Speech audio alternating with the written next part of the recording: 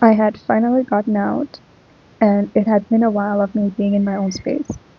At this point, I was feeling really in love with who I am, with who I was, and I had so much gratitude to be alive, to have me, to have this life, to be showing up to life.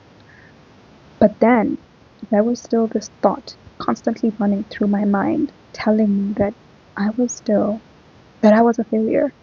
And I remember the story that it kept telling me was that, so what? So what if you've overcome all that? So what if you've done all that? So what if you fought all those battles and came out on the other side?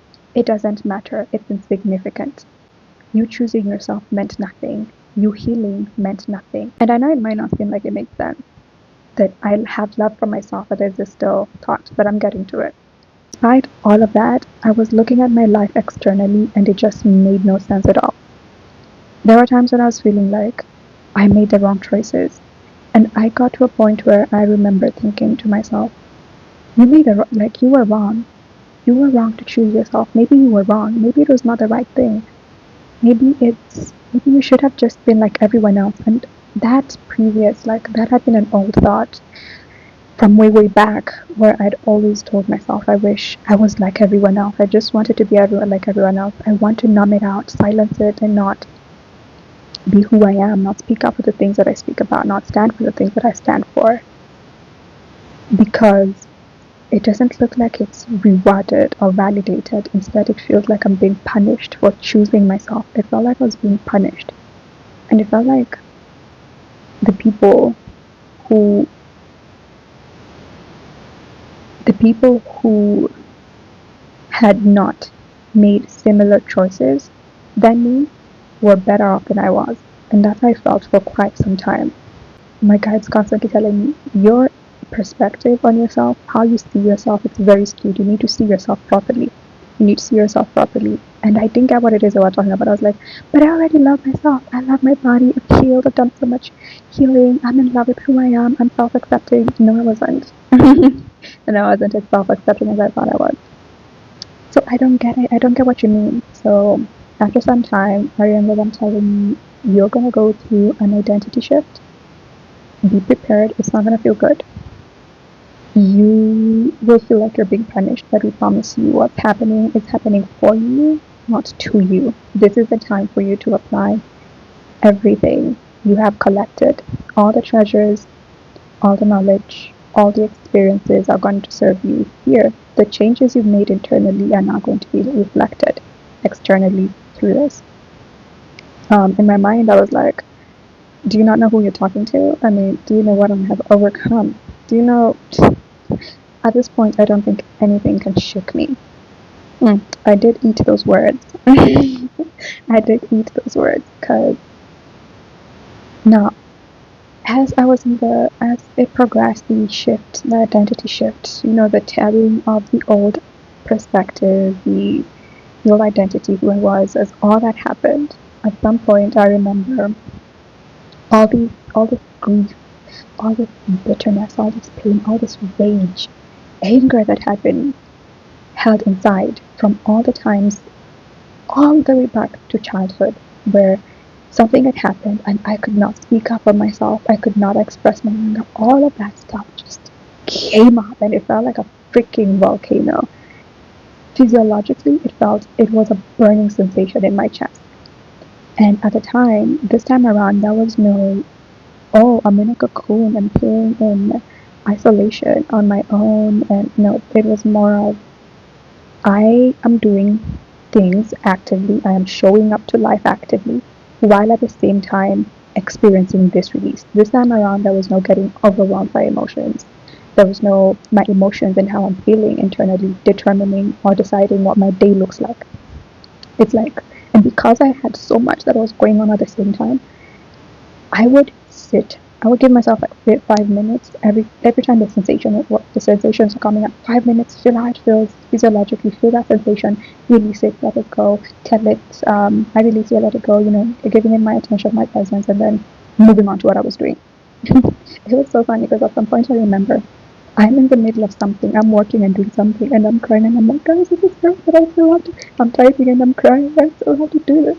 It was funny, but it was funny. It's funny now, but it was not funny then. But it was so. That was such a valuable period of my life, and I'm so grateful and thankful that that happened. I'm so grateful and thankful that that happened. That I went through all that. So I came to realize through that experience that what was going on was that the same expectations that I had been told and that had been set for me since childhood, the same stories where I had been told that if you do this and this, you achieve this and this, if you are this and this sort of person, then you will finally receive the love and the acceptance. Those programs were still running subconsciously, even though it had been a while after I'd gotten out, even though I had left that system like for a while now, it was still running in my subconscious mind, and that was where the whole idea of you're a failure come from. And looking back, I remember that voice specifically. I specifically know the person whose that voice is.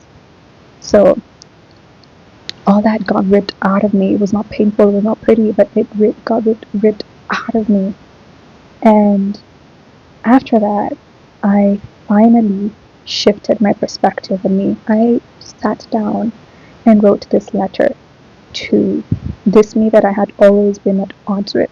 And mind you, this is the same side of me that had always been waiting there, that had love when there was no one else to give me love, that had always accepted me, shown up for me, fought for me, and been.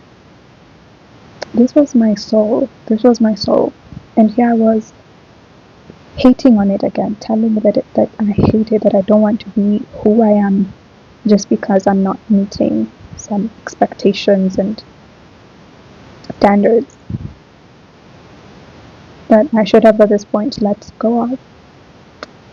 I remember writing a letter to this side of me, to this part of me, and finally sitting down and looking at everything I had gone through with love, looking at it for what it truly was, and seeing the wealth and abundance. I now realize that was a lack programming that was running through my system. That was a deep lack programming, because my perspective and my idea of what wealth and abundance was very limited. At this point, I'd gotten healthy. I had gotten my health back, but I had something in me telling me that means nothing. That's not valuable. That's not worthy. What the fuck?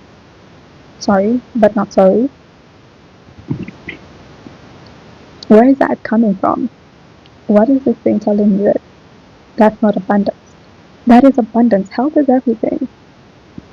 Our health is everything. I went from periods of time where I was struggling to even walk because I was in so much pain, to a point where I'm so active again. I'm jumping up and down. I feel light in my system again. And I'm telling myself that means nothing because it's not. It doesn't meet this type of standard. There's some BS right there. So I wrote this letter. I acknowledged her, and I was looking at everything that I had been through for what it really was. I could finally see I had gained so much wealth, not just in knowledge and in experience and in healing, but wow, the wealth in spirit, the wealth in love. Oh my God, that love that I had been feeling all along, that was abundant. Like that love I had for myself finally, that love I felt for myself, that love I was feeling from life itself. That was abundance. That was abundance and that was wealth. And I needed to make that perspective shift to see it for what it really was. Another thing I did, which I like doing, was I asked myself a series of questions and I visualized myself at the end of my life again. I like to do this every time I go through a shift or when I need clarity and direction in life. And this time around, the answers were very interesting, and I'd like to share a couple with you. One was, first of all, I visualized myself at the end of my life, and I asked myself, what will I look back at the end of my life and be proud of? The response genuinely surprised me because I'd gone through this clearing, and for the first time, the answers I had were coming from within me, they were not being written by my external world, by what I had been told I needed to do, where I'd been told I need to be in order to earn love. So I wrote that something something, I loved and let the world see me be loved. What would I like to be known for or remembered by? That I loved with my whole heart. That I loved with all my heart. What would you regret not doing 20 years from now if you looked back on your life?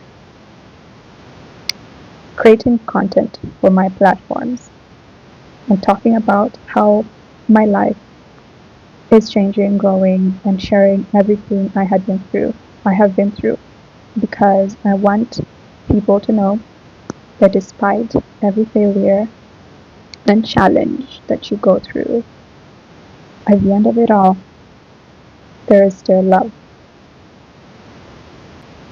I think I'm gonna share like the list of questions I used because they brought me so much clarity.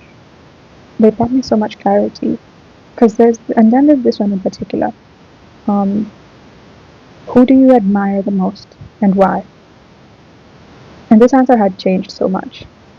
This answer had changed so much for me. I do not have a particular person in mind, but I admire people who rise up from the challenges after being broken and people who build themselves back up again. That courage, that strength, and that persistence that back you to their past pain and trauma and the ability to soften again, love again, build again, create again, and not be defined by what happened, even if it changed them. That is what I admire and value the most in people, no matter how small or grand what they created. If they overcame something, they are victors and champions in my books. This really helped me change my perspective on how I was perceiving myself. I was perceiving where I am and the struggles I've been having of you made the wrong choices, you're behind in life now, look at where you are now. You have not achieved all the things you wanted to achieve. All that sort of it stopped having the hold on me it had before. And thanks to this, I finally realized I got clear on what matters to me enough to start prioritizing those things. I stopped trying to fulfill the expectations and the ideals of what every of the stories and of the ideas that I've been told of who I need to be in order to earn love or acceptance. And that was the most freeing thing. It's one of the most freeing experiences I've ever gone through in my life. Most of the things I've gone through, they've all helped free me, but this one takes the cake. So yeah, if you want the questions, I'm gonna, well, there's a couple. I think I'll just create a free like PDF that you can download from my link tree, and let me know. Have you gone through something similar? Have you gone through an identity shift? Yeah. Who has gone through an identity shift? And what is it that you now realize? What is it that you have overcome that you could benefit from looking at differently now compared to before? I'd like to know that. And how can you show yourself more love today? We all deserve love. We should be receiving love and giving ourselves more love. Yeah, that's it. Thank you for watching. Love you. Bye.